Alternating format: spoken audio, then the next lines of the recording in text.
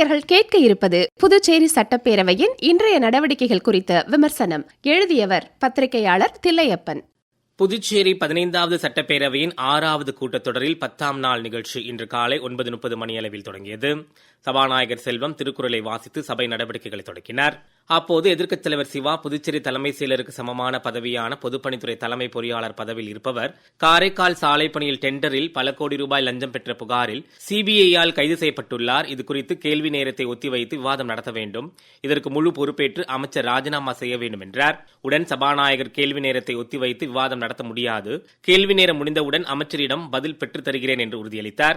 ஆனால் எதிர்க்கட்சித் தலைவர் சிவா இப்போதே விவாதிக்க வலியுறுத்தி சபாநாயகர் முன்பு தரையில் அமர்ந்து தர்ணா போராட்டத்தில் ஈடுபட்டார்.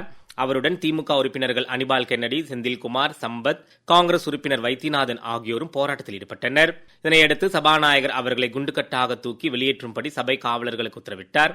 அதன்படி சபை காவலர்கள் எதிர்க்கட்சித் தலைவர் சிவாவை குண்டுகட்டாக தூக்கி சென்று வெளியேற்றினர். இதனையடுத்து கேள்வி நேரம் தொடங்கியது. அப்போது என்ஆர் காங்கிரஸ் உறுப்பினர் ஏகேடி ஆறுமுகம் கடந்த 2015ஆம் ஆண்டு தமிழ் பட்டதாரி ஆசிரியர்களுக்கு நிரந்தர பணிக்கான அறிவிப்பு வெளியிட்டு 2021இல் கௌரவ ஆசிரியர்களாக நியமிக்கப்பட்டு 5 ஆண்டுகளாக தொகுப்பூதியத்தின் அடிப்படையில் பணிபுரிந்து வரும் 66 தமிழ் மற்றும் 18 ஆங்கில கௌரவ ஆசிரியர்கள் எப்போது பணி நிரந்தரம் செய்யப்படுவர் என்று எழுப்பிய கேள்விக்கு அமைச்சர் நமச்சிவாயம், கல்வித்துறையில் இவர்கள் மட்டுமன்றி 288 பேர் கௌரவ ஆசிரியர்களாக பணிபுரிந்து வருகின்றனர். இவர்கள் அனைவரும் வேலைவாய்ப்பு அலுவலகம் மூலம் தேர்வு நடத்தி நியமிக்கப்பட்டனர். இவர்கள் கொல்லைப்புறமாக நியமிக்கப்பட்டவர்கள் இல்லை. இதுகுறித்து தலைமை செயலரிடம் பேசியுள்ளேன். தற்போது காலி பணியிடங்களை நிரப்பும் பணி நடைபெற்று வருகிறது. இப்பணி முடிந்தவுடன் கௌரவ ஆசிரியர்கள் பணி நிரந்தரம் செய்யப்படுவர் என்று உறுதியளித்தார். அதனைத் தொடர்ந்து சுயேட்சை உறுப்பினர் பிரகாஷ்குமார், எந்த கடற்கரை ஒழுங்குமுறை மண்டலம் நடைமுறையில் உள்ளது, கடலில் இருந்து 500 மீட்டர் வரை உள்ள பகுதிகளில் புதிய கட்டிடங்கள் கட்டக்கூடாது என்பது நடைமுறையில் உள்ளதா, எப்போது சோலைநகர் பகுதிக்கு பட்டா மற்றும் சாலை வசதி ஏற்படுத்தி தரப்படும் என எழுப்பிய கேள்விக்கு அமைச்சர் லட்சுமி நாராயணன் பதிலளித்து பேசுகையில், 2011 கடற்கரை ஒழுங்குமுறை மண்டலம் நடைமுறையில் உள்ளது.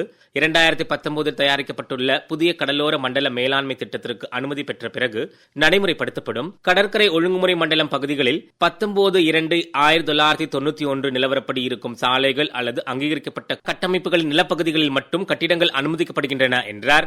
அதனைத் தொடர்ந்து நியமன உறுப்பினர் ராமலிங்கம், புதுச்சேரி நகரப்பகுதியில் போக்குவரத்து நெரிசல் குறைக்க ஈசிஆர் பேருந்து நிலையம் எப்போது தொடங்கி முடிக்கப்படும் என்று எழுப்பிய கேள்விக்கு முதலமைச்சர் ரங்கசாமி, இப்பேருந்து நிலைய பணி தொடங்க 10 கோடி ரூபாய் ஒதுக்கப்பட்டுள்ளது.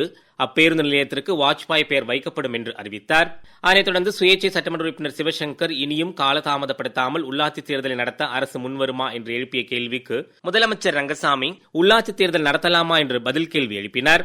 அதற்கு சிவசங்கர், 100% நடத்தலாம், அப்போதுதான் மாநில வளர்ச்சி பெறும் என்றும், 2006இல் நீங்கள் தான் உள்ளாட்சி தேர்தல் நடத்தினீர்கள், மக்கள் உள்ளாட்சி தேர்தலை எதிர்பார்க்கின்றனர், அதன் மூலம் அதிகார பகிர்வும் மத்திய அரசிலிருந்து அதிக நிதியும் கிடைக்கும் என்றார். அப்போது குறுக்கிட்ட சபாநாயகர், உள்ளாட்சி தேர்தலை நடத்தினால் நிதி ஏதும் மத்திய அரசிடமிருந்து கூடுதலாக வராது என்றார்.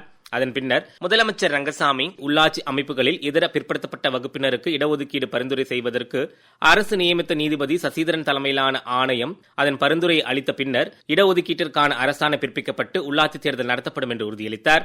அதனைத் தொடர்ந்து நியமன சட்டமன்ற உறுப்பினர் வெங்கடேசன், 2015ஆம் ஆண்டு பொதுப்பணித்துறையில் பணியமர்த்தப்பட்டு பணிநீக்கம் செய்யப்பட்ட 716 பேருக்கு மீண்டும் பணி வழங்கிட அரசு முன்வருமா என்று எழுப்பிய கேள்விக்கு அமைச்சர் லட்சுமி நாராயணன், அரசின் முடிவை பொறுத்து அமையும் என்று பதிலளித்தார்.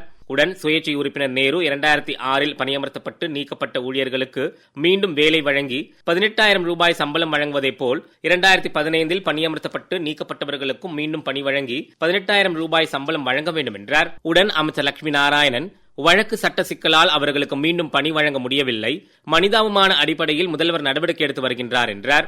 அதற்கு பாஜக உறுப்பினர் கல்யாண சுந்தரம், ஐயாசாமி தொடர்ந்த வழக்கில் நீதிமன்றம் அளித்துள்ள தீர்ப்பு அவர்களுக்கு பொருந்தாது என்றார்.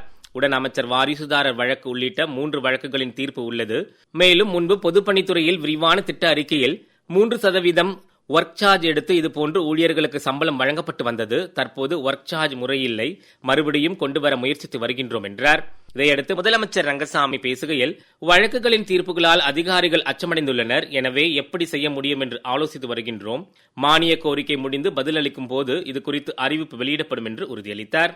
அப்போது சபைக்குள் திமுக உறுப்பினர்கள் நாஜிம், நாக தியாகராஜன் ஆகியோர் வந்தனர்.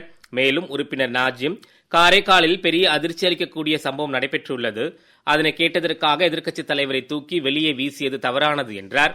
உடன் சபாநாயகர் செல்வம், அநாகரிகமாக நடந்து கொண்டார். சிபிஐ விசாரணைக்கு மத்திய அரசுதான் பதில் சொல்ல வேண்டும். அதற்காக சபையில் நாடகம் போடுவதை அனுமதிக்க முடியாது.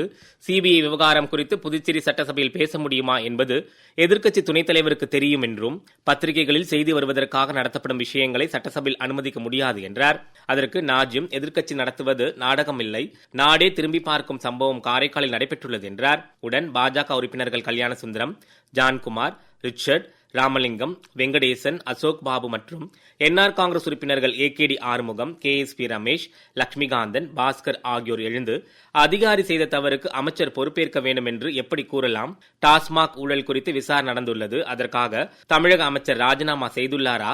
தமிழகத்தில் ஊழல் குற்றச்சாட்டிற்காக கைது செய்யப்பட்டு சிறையில் அடைக்கப்பட்டு வெளியே வந்தவருக்கு மீண்டும் அமைச்சர் பதவி வழங்கப்பட்டுள்ளது என்றனர். உடன் நாஜிம், நாங்கள் சண்டை போட வரவில்லை என்றார். அதற்கு அமைச்சர் நமச்சிவாயம், எதிர்க்கட்சித் தலைவர் காரைக்கால் விவகாரம் தொடர்பாக பேச அனுமதி கேட்டபோது சபாநாயகர் மறுக்கவில்லை. கேள்வி நேரம் முடிந்து விவாதிக்கலாம் என்றுதான் கூறினார். அமைச்சரை ராஜினாமா செய்யக்கூறி அரசுக்கு களங்கம் ஏற்படுத்தும் வகையில் செயல்பட்டதால் தான் உறுப்பினர்கள் வெளியேற்றப்பட்டனர் என்றார். உடன் நாஜிம், பிற மாநிலம் போல் இல்லாமல் புதுச்சேரி சட்டசபையில் நட்புடன் பேசுவது தொடர வேண்டும், எதிர்க்கட்சித் தலைவரை மீண்டும் சபைக்குள் அழைக்க வேண்டும் என்றார். அப்போது அமைச்சர் திரு நமச்சிவாயம், தமிழகத்தில் 1000 விசாரணைகள் நடைபெறுகிறது. குற்றம் சாட்டப்பட்ட அமைச்சர்கள் ராஜினாமா செய்துள்ளனரா? 2G வழக்கு பற்றி பேசலாமா? புதுச்சேரியில் நடைபெறும் விஷயத்தை தவறாக சித்தரிக்க கூடாது என்றார். இதையடுத்து திமுக உறுப்பினர்கள் நாஜிம், ஞாக தியாகராஜன் ஆகியோர் வெளிநடப்பு செய்தனர். அதனைத் தொடர்ந்து சுயேட்சை உறுப்பினர் அங்காளன், ஆதிதிராவிடர் மற்றும் பழங்குடியினர் மக்களுக்கு நிலம் கையகப்படுத்தி பட்டா கொடுப்பதில் மிகுந்த சிரமம் உள்ளது. நிலம் இல்லாத இடத்தில் எப்படி வழங்குவீர்கள்? எனவே தனியார் மனைப்பிரிவு விற்பனை தொடங்கி மனைகள் விற்பனை செய்யும் இடத்தில் ஆதிதிராவிடர்கள் மற்றும் பழங்குடியினர் மனைகள் வாங்கிக் கொள்ள மானியம் தரலாம். அதற்காக ஆதிதிராவிடர் நலம் மற்றும் பழங்குடியினர் நலத்துறையின் கீழ் உருவாக்கப்பட்ட அட்டவணை வகுப்பினர் வளர்ச்சி கவுன்சில் கூட்டத்தில் தீர்மானம் கொண்டுவர வேண்டும் என்று வலியுறுத்தினார். அதற்கு முதலமைச்சர் ரங்கசாமி அதற்கான சாத்தியக்கூறுகள் குறித்து ஆய்வு செய்து கொண்டுவரப்படும் என்று உறுதியளித்தார். அதனையடுத்து நியமன சட்டமன்ற உறுப்பினர் அசோக் பாபு, புதுச்சேரி மற்றும் தமிழ்நாடு ஆகிய இரு மாநிலத்திற்கும் இடையே உள்ள நீர் பகிர்வு ஒப்பந்த திட்டம் எந்த நிலையில் உள்ளது? தமிழ்நாடு தற்போது எவ்வளவு நீர் வழங்குகிறது என்று எழுப்பிய கேள்விக்கு பொதுப்பணித்துறை அமைச்சர் லட்சுமி நாராயணன், புதுப்பிக்கப்பட்ட தென்பெண்ணை ஆறு 2007 ஒப்பந்தம் தற்போது நடைமுறையில் உள்ளது. அதன்படி தண்ணீர் தர வேண்டும்.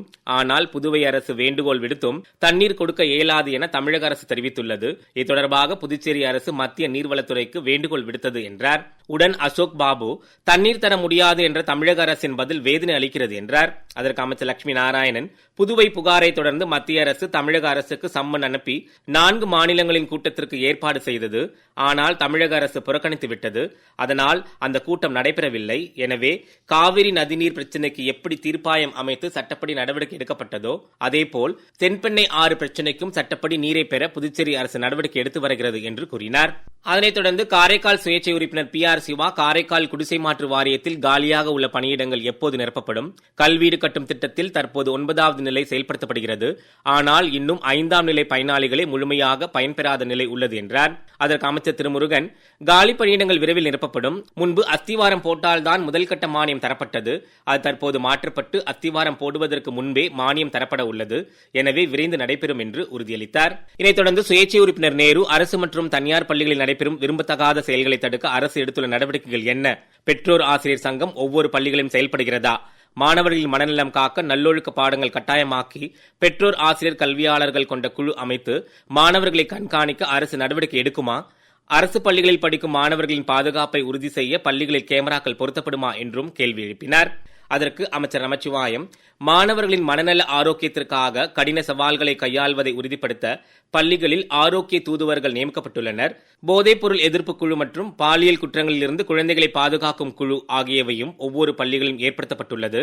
15 அரசு மகளிர் பள்ளிகளிலும் 12 பிரதமர் ஸ்ரீ பள்ளிகளிலும் கண்காணிப்பு கேமராக்கள் பொருத்தப்பட்டுள்ளது என்றார். அதனைத் தொடர்ந்து நியமன சட்டமன்ற உறுப்பினர் அசோக் பாபு, புதுச்சேரி மாநிலத்தில் போட்டித் தேர்வு பயிற்சி மையங்கள் அரசிடம் அனுமதி பெற்று இயங்குகின்றனவா? கட்டணங்கள் முறைப்படுத்தப்படுகிறதா? இடவசதி, ஆசிரியர்கள் இல்லாமல் பயிற்சி மையங்கள் நடத்துவதை அரசு ஆய்வு செய்துள்ளதா என்று எழுப்பிய கேள்விக்கு அமைச்சர் நமச்சிவாயம், புதுச்சேரி உயர் மற்றும் தொழில்நுட்ப கல்வி இயக்குநரகம் எந்த அங்கீகாரமும் வழங்கவில்லை, கட்டணம் முறைப்படுத்தப்படவில்லை, மையங்களை அரசு ஆய்வு செய்யவில்லை என்றும் இதற்காக மத்திய அரசு வரைவு மசோதா தயாரித்து வருகிறது. அமல்படுத்தப்பட்டவுடன் கண்டிப்பாக நடவடிக்கை எடுக்கப்படும் என்றும் உறுதியளித்தார். இத்துடன் இந்த கேள்வி நேரம் முடிந்து பூஜ்ய நேரம் துவங்கியது. அப்போது முத்தியால்பேட்டை சுயேட்சை உறுப்பினர் பிரகாஷ்குமார் பேசுகையில், கடந்த சனிக்கிழமை முத்தியால்பேட்டையில் குடிநீரில் டிடிஎஸ் 6000க்கும் அதிகமாக இருப்பதாக பொய்யான தகவலை கூறி காங்கிரஸ் கட்சியினர் முன்னாள் முதலமைச்சர் நாராயணசாமி தலைமையில் போராட்டம் நடத்தினர். அவரது ஆட்சி காலத்தில்தான் 2017ஆம் ஆண்டு முத்தியால்பேட்டை தொகுதி குடிநீரில் டிடிஎஸ் அளவு 6000 இருந்தது. தற்போது குடிநீரில் டிடிஎஸ் அளவை 1000க்கும் கீழ் குறைத்துள்ளோம் என்றார். இதையடுத்து முதலமைச்சர் ரங்கசாமி பேசுகையில், எத்தனை சிரமங்கள், நிதி நெருக்கடிகள் இருந்தாலும் தனது அரசு அறிவித்த திட்டங்கள் அனைத்தையும் செயல்படுத்தி வருகிறது. இதனை உறுப்பினர்கள் பாராட்டுகிறார்கள். ஆனால் நாராயணசாமி செல்லும் இடமெல்லாம் திட்டங்களை செயல்படுத்தப்படவில்லை என்கிறார். அவரது பேச்சை பற்றி கவலைப்படக்கூடாது, பெரிதாக எடுத்துக் கொள்ளவும் கூடாது, மக்களுக்கு அவரை பற்றி தெரியும் என்றார். அதனைத் தொடர்ந்து சுயேட்சை உறுப்பினர் அங்காளன் தனது தொகுதியில் கோவில் நிர்வாகத்தினரிடம் தவறுகளை சட்டசபையில் நான் பேசியதை தொடர்ந்து தன்னை தவறாக விமர்சித்து போஸ்டர் ஒட்டியுள்ளனர். போலீசில் புகார் அளித்தாலும் நடவடிக்கை எடுக்கவில்லை என்றார். உடன் சபாநாயகர் போஸ்டர் ஒட்டியவர்கள் மீது நடவடிக்கை எடுக்க உத்தரவிட்டார். அதனைத் தொடர்ந்து திமுக உறுப்பினர் அனிபால் கென்னடி அரசு பள்ளிகளில் படித்து மருத்துவ படிப்பில் இடஒதுக்கீடு பெற 1ஆம் வகுப்பு முதல் 12ஆம் வகுப்பு வரை படித்திருக்க வேண்டும் என்ற நிலையை 6ஆம் வகுப்பு முதல் 12ஆம் வகுப்பு வரை படித்திருக்க வேண்டும் என மாற்ற வேண்டும் என்றார். அவரைத் தொடர்ந்து ஜான்குமார் காவல்துறையில் 12 ஆண்டுகளாக நடத்தப்படாத எஸ்ஐ தேர்வை நடத்த வேண்டும். 2010இல் தேர்வு செய்யப்பட்ட எஸ்ஐகளுக்கு பதவி உயர்வு வழங்க வேண்டும். தற்போது தேர்வு செய்யப்பட்ட ஊர்காவல் படையினருக்கு வேலைவாய்ப்பை உறுதி செய்ய வேண்டும் என்றார். அவரைத் தொடர்ந்து உறுப்பினர்கள் நேரு, ஏகேடி ஆறுமுகம், நாக தியாகராஜன் ஆகியோர் பேசிய பின்னர் பூஜ்ய நேரம் முடிவடைந்தது. அதைத் தொடர்ந்து மானிய கோரிக்கைகள் மீதான விவாதம் 11 மணி அளவில் தொடங்கியது. உறுப்பினர் நேரு பேசத் தொடங்கி 12:45 மணி வரை பேசிக் கொண்டிருந்தார். அப்போது சபாநாயகர் நீண்ட நேரம் பேசுவதால் முடித்துக் கொள்ளுமாறு வலியுறுத்தினார். இதனால் ஆத்திரமடைந்த நேரு தான் எடுத்து வந்த உரையை கிழித்து போட்டு அமர்ந்தார். அவரைத் தொடர்ந்து காங்கிரஸ் உறுப்பினர் ரமேஷ் பரம்பத், வைத்தியநாதன் ஆகியோர் பேசினர். பிற்பகல் 2:05 மணி அளவில் சபாநாயகர் செல்வம் பேரவையை மாலை 4:30 மணிக்கு தொடங்கி நடைபெறும் என்று அறிவித்து ஒத்திவைத்தார். மாலை வணிக திருவிழா கூப்பன் குலுக்கல் நிகழ்ச்சியில் முதலமைச்சரும் சட்டப்பேரவைத் தலைவரும் பங்கேற்றனர். அதனால் 5:20 மணிக்கு துணை சபாநாயகர் ராஜவேலு சபை நடவடிக்கையை தொடங்கினார். இதில் சட்டமன்ற உறுப்பினர்கள் மானிய கோரிக்கை மீதான விவாதத்தில் கலந்து கொண்டு பேசி வருகின்றனர். நேயர்கள் இதுவரை கேட்டது புதுச்சேரி சட்டப்பேரவையின் இன்றைய நடவடிக்கைகள் குறித்த விமர்சனம். எழுதியவர் பத்திரிகையாளர் தில்லையப்பன். வாசித்தவர் சரவணகுமார்.